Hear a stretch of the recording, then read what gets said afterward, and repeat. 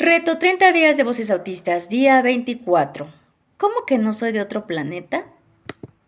Por Jessica Navarrete Cornejo. Tengo un recuerdo muy nítido de mi infancia. Estoy en la sala de la casa paterna recostada en el love seat de la sala mientras mi papá está sentado en el otro sillón. Como si fuéramos terapista y paciente. Yo le hacía saber que sentía que me había equivocado de planeta. No entendía la humanidad ni me sentía parte de ella. Para entonces yo tendría solo 6 o 7 años, tal vez menos.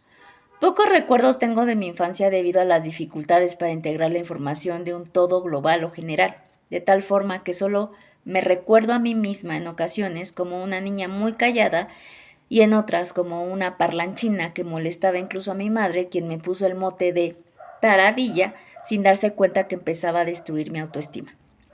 Esta falta de memoria es común en autistas y es debida a diferencias en el funcionamiento cerebral en las áreas que corresponden a la memoria.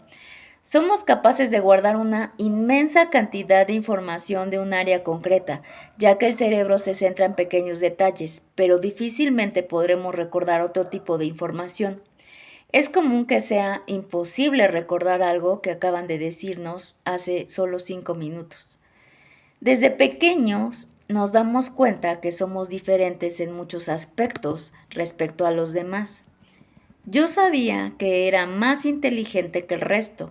Aprendí a leer por mi propia cuenta a los 3 años y entendía las clases más rápido que los demás.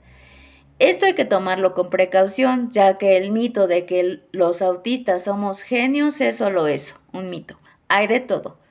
No me era fácil hacer amigos, siempre era alguna niña la que se acercaba a mí y me adoptaba, al menos durante la educación básica. Además, me costaba conservar las amistades ya que llegaba un punto en el que me aburrían. Nunca tuve una mejor amiga con la que hiciera de todo. Me era difícil el juego imaginativo, prefería alinear objetos y pensar que estaban en formación. También me gustaba jugar a la escuelita, pero al no ser el juego favorito de los niños, era mi abuelita quien me acompañaba.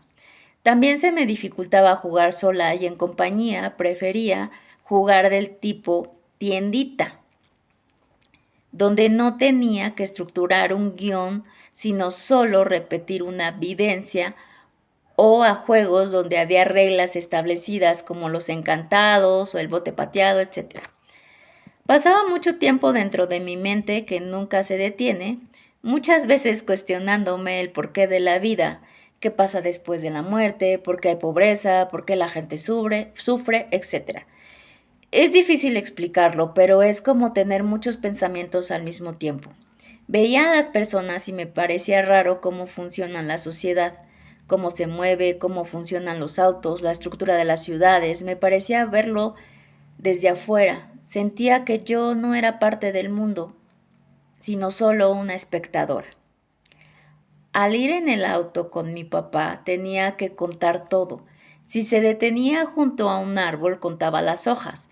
En cualquier lugar donde había un patrón me ponía a analizarlo, a encontrar errores y a contar. Por ejemplo, los azulejos del baño. Me sentía muy sola. Mi papá era el único que me entendía y con el que podía hablar.